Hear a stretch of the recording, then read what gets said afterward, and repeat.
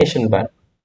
Combination pant அப்படின்னா என்னன்னா two or more fundamental frequency இல்லை அப்படின்னா நமக்கு ஃபண்டமெண்டல் ஃப்ரீக்வன்சி வந்து பார்த்தீங்கன்னா இதோட கம்பைன்ட் ஆகலாம். ஓவர் டோன்ஸோட கம்பைன்ட் ஆகி நமக்கு கிடைக்கக்கூடிய பேண்ட்ஸ் தான் வந்து பார்த்தீங்கன்னா காம்பினேஷன் பேண்ட்ஸ் அப்படின்னு சொல்லுவோம். ஸோ காம்பினேஷன் பேண்ட்ஸுக்கு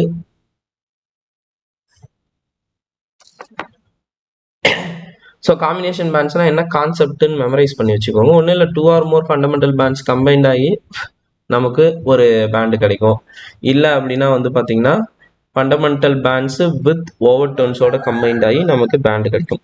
ஃபார் எக்ஸாம்பிள், ஒரு ஃபண்டமெண்டல் பேண்டு V1 ப்ளஸ் இன்னொரு ஃபண்டமெண்டல் பேண்ட் V2 கம்பைன்ட் ஆகி நமக்கு ஒரு காம்பினேஷன் பேண்டு கிடைக்கலாம்.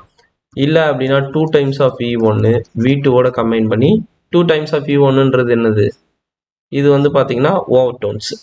ஒரு ஓவர் டோன் இன்னொரு ஃபண்டமெண்டலோட கம்பைன்ட் ஆகி ஒரு பேண்டு கிடைக்கலாம்.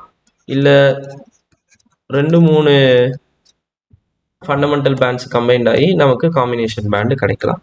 இது எல்லாமே வந்து பார்த்தீங்கன்னா லோ இன்டென்சிட்டி தான். ஏன்னா நமக்கு ஃபண்டமெண்டலாக கிடைக்கக்கூடியது மட்டும்தான் ஹை இன்டென்சிட்டியாக இருக்கும்.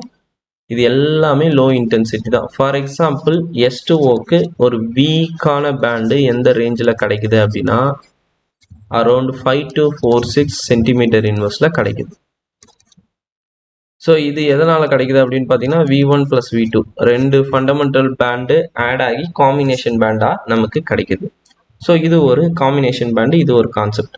டிஃப்ரெண்ட் பேண்டுன்னு ஒரு கான்செப்ட். டிஃப்ரெண்ட் பேண்ட்னா வந்து ஒரு 2 ஃபண்டமெண்டல் பேண்டும் வந்து கிட்டத்தட்ட சப்ட்ராக்ட் ஆகி கிடைக்கக்கூடிய பேண்டு தான் டிஃப்ரெண்ட் பேண்டுன்னு சொல்லுவோம். ஸோ சப்ட்ராக்ட் அப்படின்னா ஃபார் எக்ஸாம்பிள், ஒரு ஃபண்டமெண்டல் பேண்ட் V1 இன்னொரு ஃபண்டமெண்டல் பேண்ட் V2 இது ரெண்டுத்தையும் மைனஸ் பண்ணால் என்ன வேல்யூ வருமோ அந்த வேல்யூவில் நமக்கு ஒரு லைன்ஸு லோ இன்டென்சிட்டியோட கிடைக்கும்.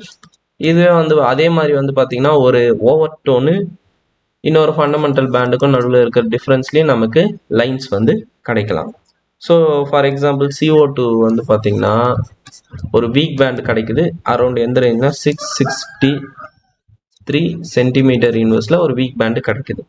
இது எதனால் அப்படின்னா V1 - V2 அதாவது 2 ஃபண்டமெண்டல் பேண்டோட சப்ட்ராக்ஷனால் வரக்கூடிய டிஃப்ரெண்ட் பேண்டு தான் இது.